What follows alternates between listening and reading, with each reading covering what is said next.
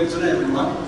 It's an honor to have the opportunity to address these distinguished doctors, gathering of doctors and distinguished guests from around the world. Today, I'll be presenting a topic titled The Application of Cisplatin extract at acute points and high-dose sodium selenide in oncological.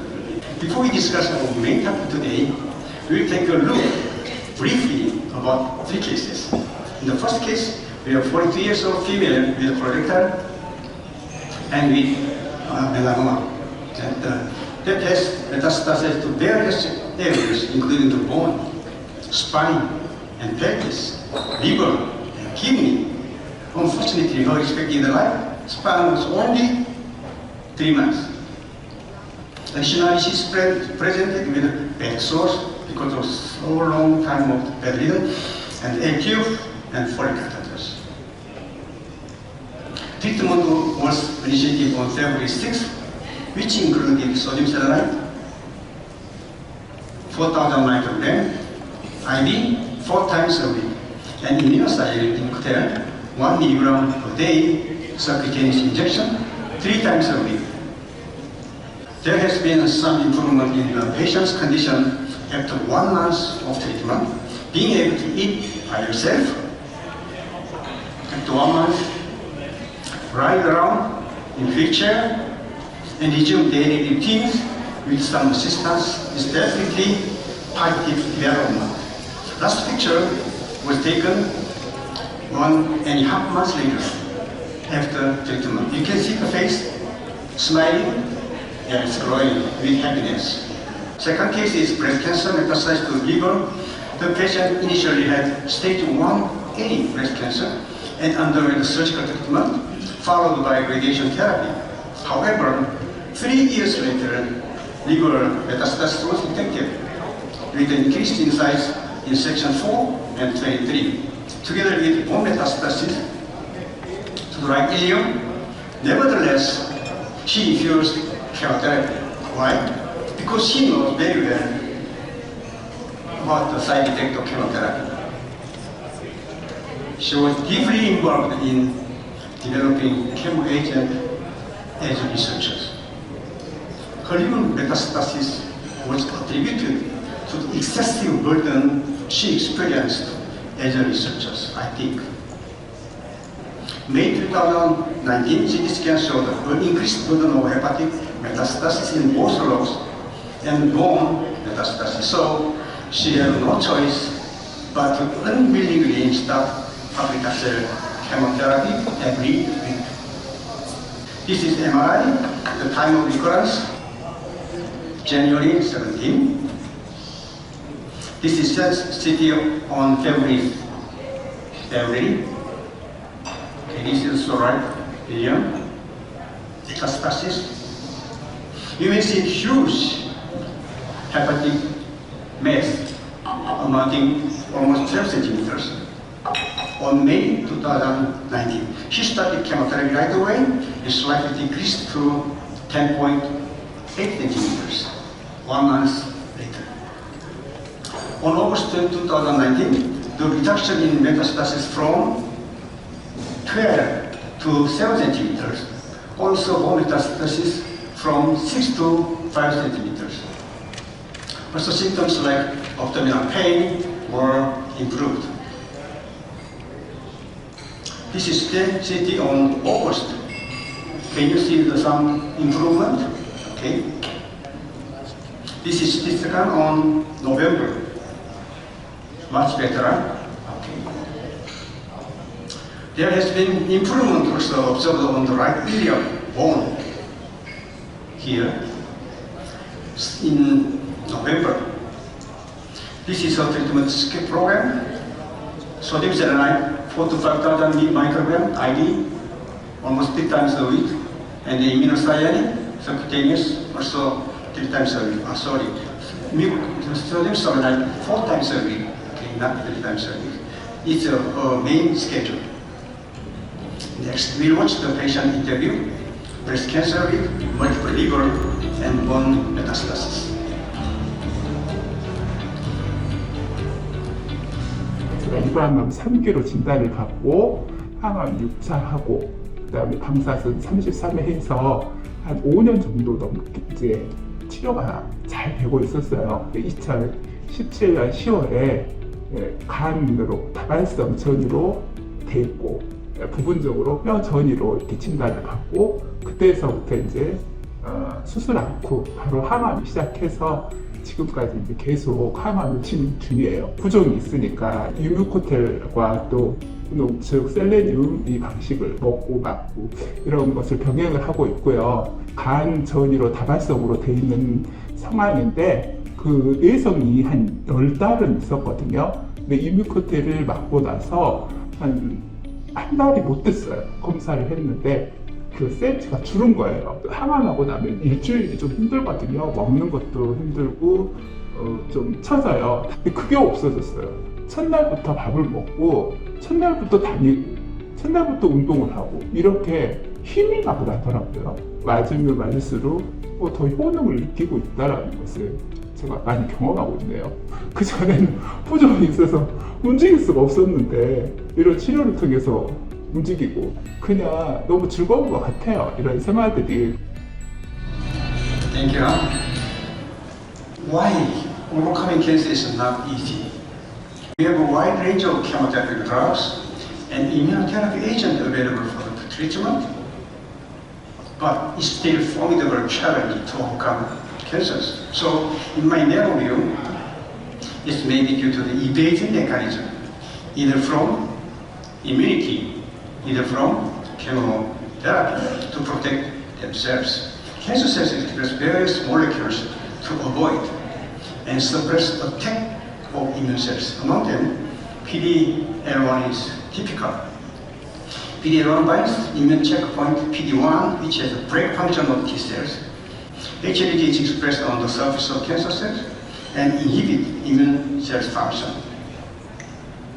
TF antigen and M2 we'll discuss in later.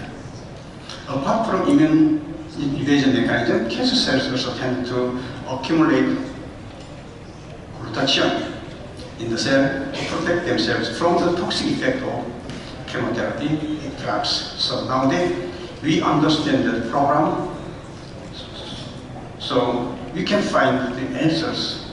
The answer is that if we prevent cancer from escaping the immune system or chemotherapy, we could effectively target cancer cells. But another question comes up: how? We already have several solutions to prevent cancer from escaping the immune system or chemotherapy. One of them is very famous immune checkpoint inhibitors. It is effective, but response rate not so satisfactory.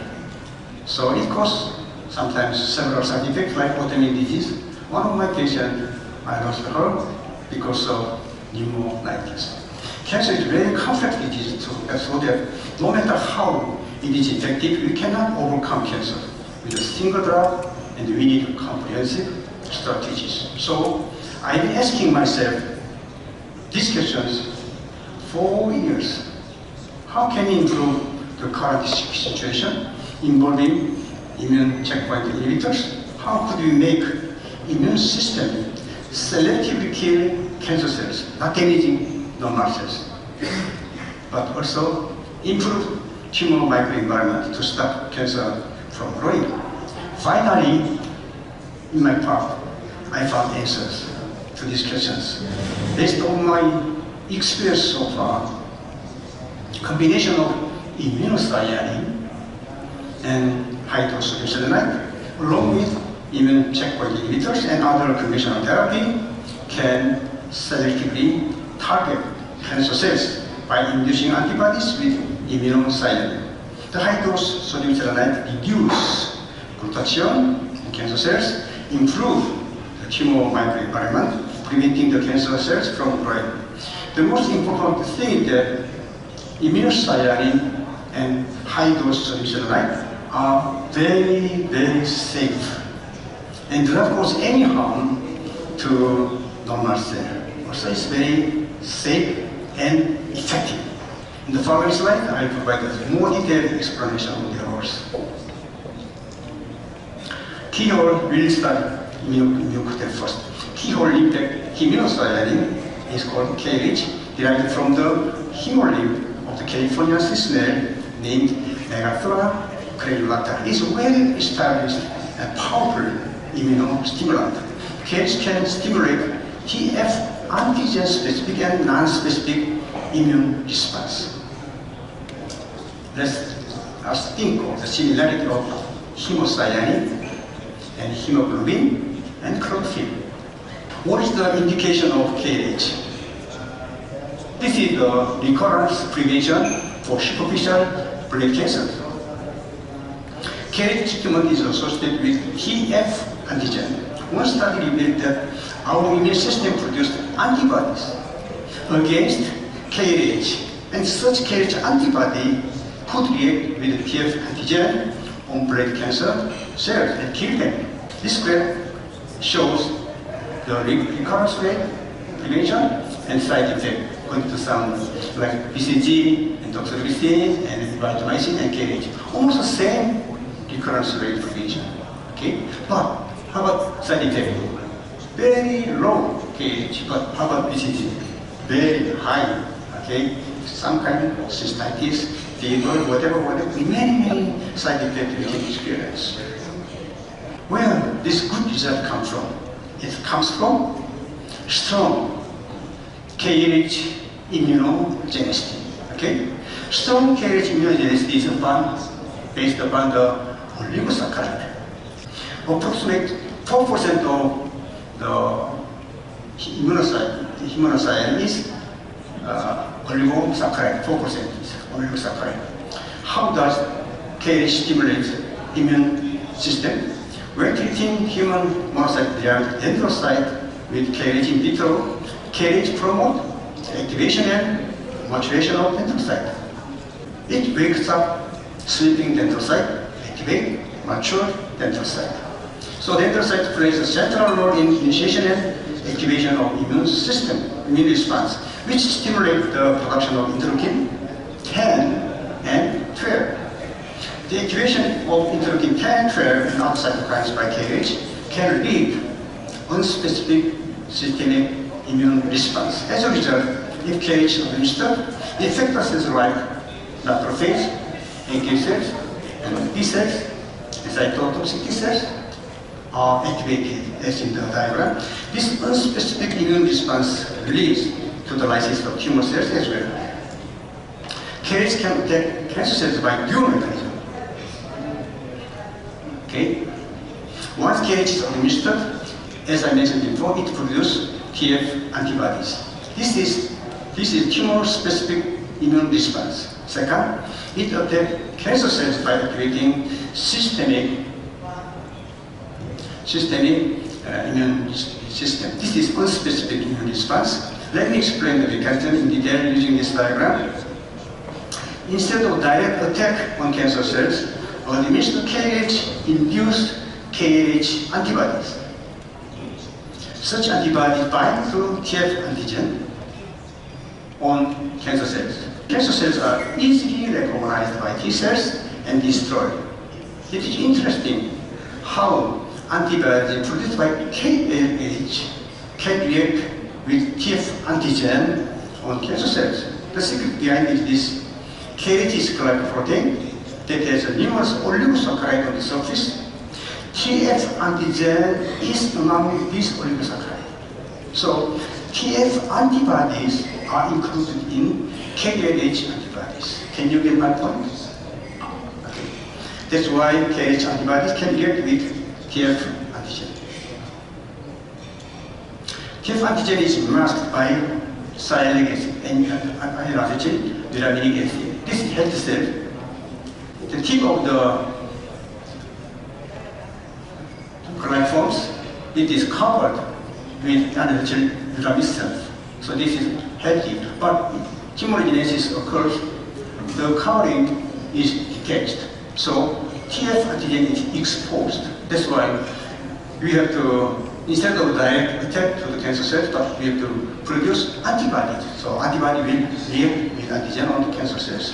Researchers are exploring ways to stimulate immune system to better recognize and target cancer cells expressing TF antigen as a part of potential immunotherapy treatment for the cancers. Ubiquitin can be one of the answers.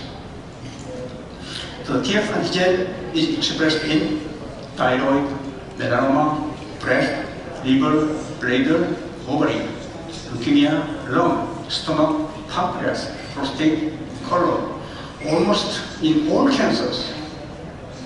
This picture shows the antigen, TF antigen expression in human gastric tumor cancer, gastric tumor samples. This is normal mucosa, no TF staining. This is dysplasia, no TF also, but here this well-differentiated carcinoma shows some typical membranous TF staining, and this is poorly differentiated carcinomas as abundant TF staining. So this indicates TF antigen are associated with cancer progression and metastasis. With more TF antigen, more metastasis, worse prognosis. Even though the approved indication is breast cancer, recurrence prevention, the use of immunocyanin can be expanded to all cancers and recurrent and metastatic cancers also, together with high-dose sodium saline. Some said, because it is approved breast cancer, it should be used only breast cancer. Immune is the purified and upgraded product from KH, okay, which has rich history of research. Some cases report will follow in my workshop sessions. Okay. As we discussed the mechanism, this product acquired approval as immune booster in Korea. Okay. This is effective and very safe. Subcutaneous injection site of immunocyanin may be either regional lymph node near the regional lymph node near the tumor abdomen, right, or upper arms. But how about at active point? I am injecting immunocyanin subcutaneously in a specific area called primo node.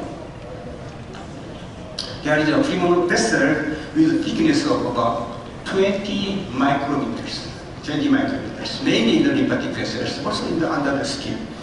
It is known that immune cells and hormones are moving along these vessels. Oligosaccharide in general play an important role in the cell-to-cell communication and stem cell activation. Thus, it's meaningful to inject at this marking point. Detailed information regarding pulmonovascular system is available from the cited reference. The dotted line indicate lymphatic vessel. Blue color shows primo vessels. Primo node also is seen here. It's similar to a sewage drainage system in the middle of small stream. Okay. This is primo vascular system, which flows inside the lymphatic duct. The presence of primo microcells of DNA containing microparticles is also noted.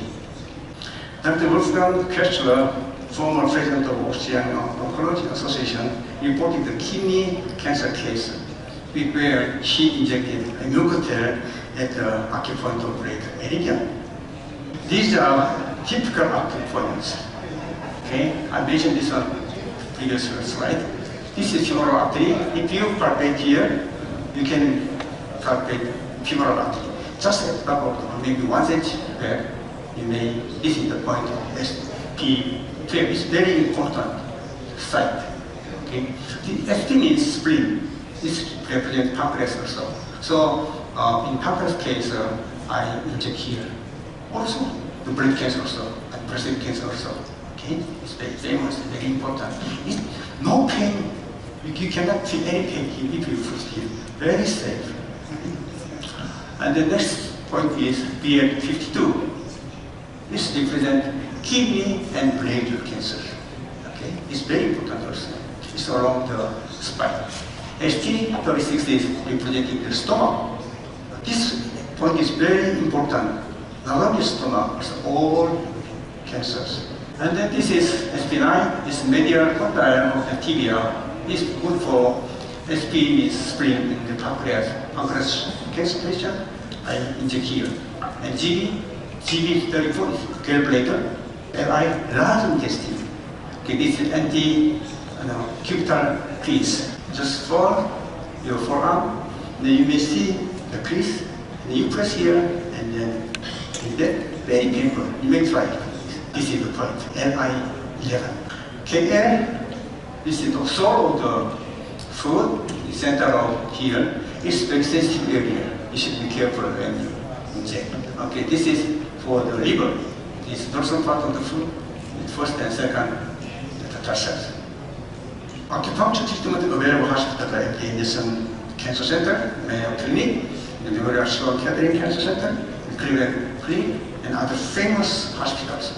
Their integrative medicine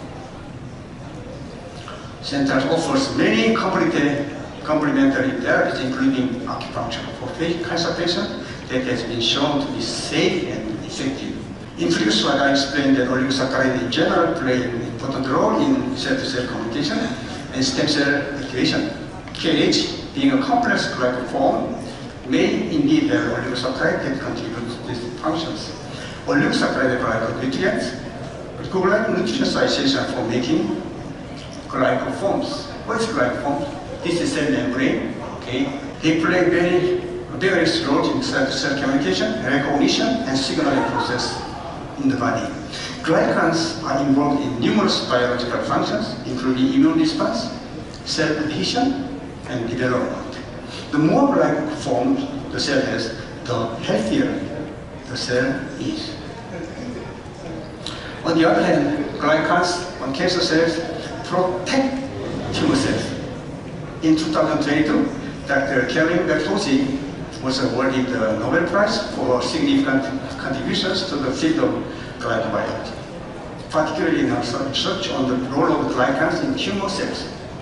These glycans treat the immune cells and defend the body's immune functions. Glycans in the cancer cells play a role in protecting tumors.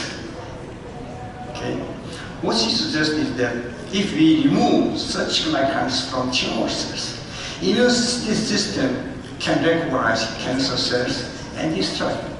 Based on this targeting glycans in the tumor cells, is becoming another promising strategy to increase anti-cancer response. Then, what does this have to do with immunoscience? As of now, there is insufficient evidence to support the notion that oligosaccharide containing immunocyanin have the ability to affect or remove the glycans on the tumor cells. But it seems like a fascinating topic to explore later in the future. I have a strong belief that immunocyanin may influence glycan expression in tumor cells, potentially leading to positive outcomes. Reducing immunocyanin at acupoints may enhance this effect. So if we give immunocyanin at acupoints, the body's intricate immune system will decide, will have, guide, and regulate the application and transportation of glycans for their intended purpose. This is the reason why I inject Immunocotel, which contains oligosaccharide on acupoints. Another prominent immune evasion mechanism in cancer cell is HLA-G expression.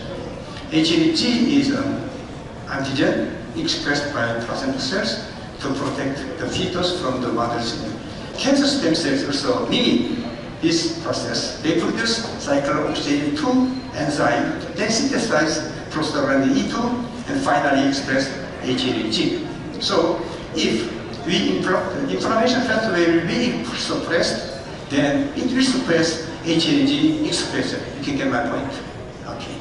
The mechanism that selenium has an inhibiting role in inflammation is well recognized. If HLA-G expression is blocked, then the function of NK killer cell, T cells, is restored, then cancer cells will be more effectively attacked. Tumor-associated macrophage. M2 macrophage promote tumor promotion and metastasis, also it down-regulate of adaptive immunity. M2 macrophage secrete factors that TGF-beta, CCL2, 17, CCL22 that stimulate tumor cell proliferation, facilitate invasion and migration, and inhibit the cytotoxic activity of T cells and natural killer cells. On the other hand, M1 macrophage have anti-tumor activities. They produce pro-inflammatory cytokines, present antigen to T cells, and promote activation and recruitment of cytotoxic T cells and NK cells. So M1 macrophage have the potential to recognize and eliminate tumor cells, thereby inhibiting tumor growth and metastasis. Regarding selenium supplementation, studies have suggested that it can shift the polarization of TAMS M2 toward M1 phenotype. It's really good news. And it enhances the anti-tumor immune response by promoting the M1 phenotype. Selenium supplementation may help to counteract the immunosuppressive effect of M2 macrophage and enhance the immune-mediated control of tumor cells in TME. So it's important to note that interaction between TAMS and macrophage polarization and TME are very complex and multifaceted. The effect of selenium supplementation on TAMS polarization may depend on various factors, including the specific tumor type, stage of tumor development, and dosage, duration, and individual variations. So further research is needed to fully understand the mechanism and potential therapeutic application of manipulating macrophage phenotypes in the context of cancer treatment. So for more detailed and up-to-date information on the effect of selenium supplementation on TAM polarization is available from the cited reference. High-dose sodium selenide can function as targeted cancer therapy. Cancer cells develop a very special transportation system to import cysteine into the cancer cell by Fc cysteine antiport, which is always pressed on the surface of to produce more protection. Okay. Cysteine is easily oxidized. Cysteine is easily oxidized to cysteine, okay, to protect cancer cells against ROS. In this process, sodium selenide is given, sodium selenide with 3 oxygen given, then it will be reduced, okay, to form sodium hydrogen selenide. It's very light without oxygen. So this selenium hydrogen selenide can easily enter into the cancer cells. Okay? This process is available or possible when high dose sodium selenide is given. It can be selectively accumulated in the tumor 10 to 13 times higher than normal cells. I want to express a deep sense of gratitude to Dr. Michael Venestedt, who will give some lectures through the video. He has made this variable mechanism accessible to us. Thank you, Doctor. Once hydrogen selenide has been transported into the cancer cells, this selenium is combined with 2 molecules of glutathione. So that's why the concentration of glutathione is reduced. Not only reduction reduced, this one also can produce the red color. What's the red color? This one here. This is ROS. Okay. ROS is produced inside the cancer cells. What's the role? It's cytotoxic. It induces apoptosis. By selectively inducing apoptosis in cancer cells, high-dose sodium selenide acts as a targeted cancer therapy. When combining KLH and selenium with a conventional treatment, you can expect increased synergies in efficacy. First, systemic immune response is increased due to the high immunogenicity of KNH and selenium-dependent formation of high affinity interleukin-2 receptor. This one. Alpha is very important, but alpha receptor is really needed for selenium for its activation. Second, the specific tumor cytotoxic activity is increased because KLH antibodies react with the TF antigen on the surface of tumor cells, I also mentioned before, leading to the destruction of tumor cells. Both interactions can yield a higher anti-tumor response and reduction in the side effect of conventional therapy. The role of selenase cancer treatment is as follows. It's really not antioxidant, it is free radical scavengers. Okay? Because I mentioned before, the selenite with atomic value with particle 4 reduced to He2SE, it is negative 2, so 6 electron in the keeper. Okay, it's really powerful okay, as a scavengers. This inorganic selenium is very safe, it will not cause poisoning, okay, as long as we follow the guideline. It's really powerful. I really like to use this kind of minerals. Next is heavy metal detoxifier. Our food is really contaminated with heavy metals, especially the fish and other the seafood product. Not only the seafood product, also the vegetable and fruit, spray and chemicals, really contaminated. How we can detoxify that kind of heavy metals? Because of selenium. It has power to direct combining with metal or due to the help of the potassium peroxidase. It is not immune stimulant, it is immune modulators. Okay, so that's why transplanted patient who is taking the immune suppressant can safely be given. The last is anti-tumor agents. Okay, we discuss only the two. P53 can be restored. The main cause of the tumor is impaired P53, but this has the power to restore, to activate the damaged P53. NF-kappa, main mediator for inflammation. So the goal of the fight against the cancer is how you can restore the P53, and at the same time, how you can inhibit of NF-kappa. Okay? But fortunately, the two goals can be obtained. It's possible with the help of selenium. We discussed about Dr. Susan Knox, Stanford University. Also, she shows the high dose selenium selenite could increase the efficacy of the radiation therapy. In one patient, P53 increased 78%. Complete remission in hip and partial remission in shoulder was also possible after completion of radiation and high dose sodium selenite therapy after 2 months of treatment.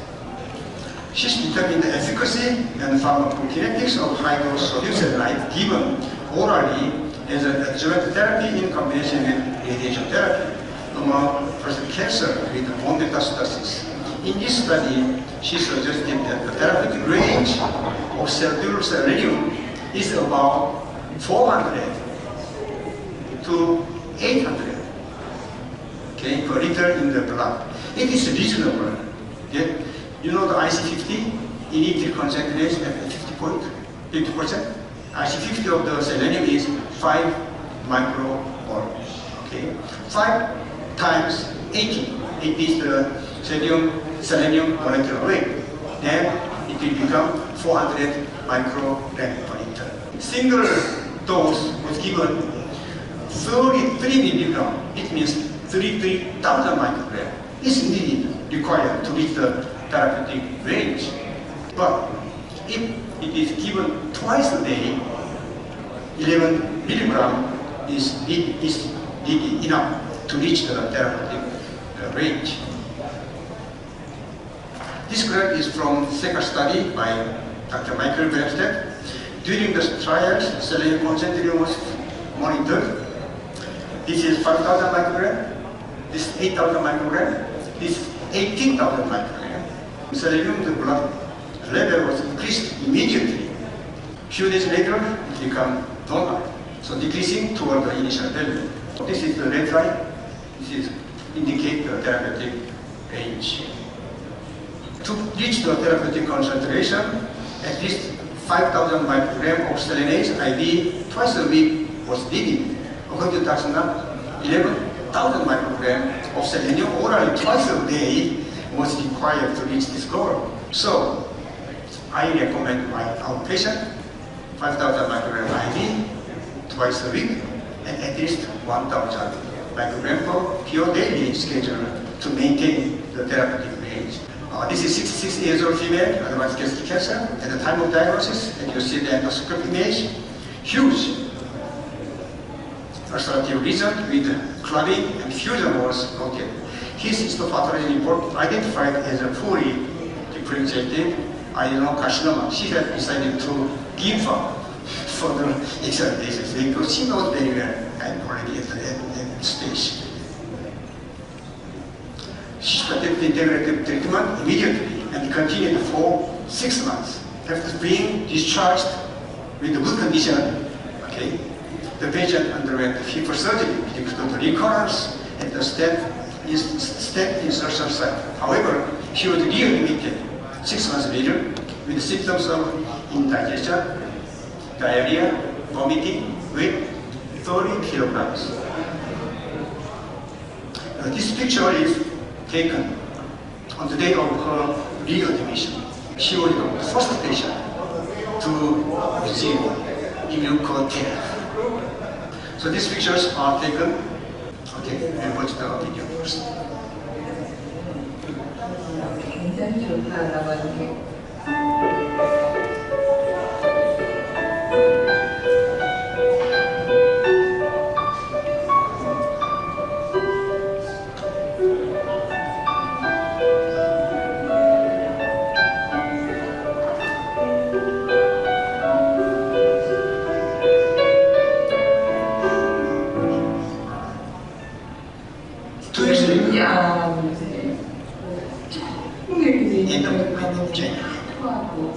그러면 그것 때문에 막 겨우 어느 날에 기운이 툭 떨어지는지 이런 상황에서 그걸 놓아주셨어요.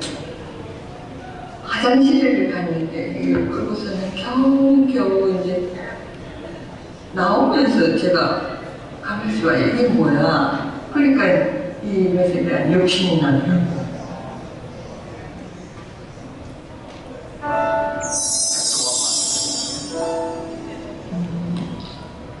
어저께 제가 이제 병원에 그 CT 지금 결과를 보러 갔었어요. 임muncoate이라고 하는 어떤 새로운 거를 제가 맞았기 때문에 그것에 대한 기대치가 없지 않은 거는 궁금한 사실이거든요.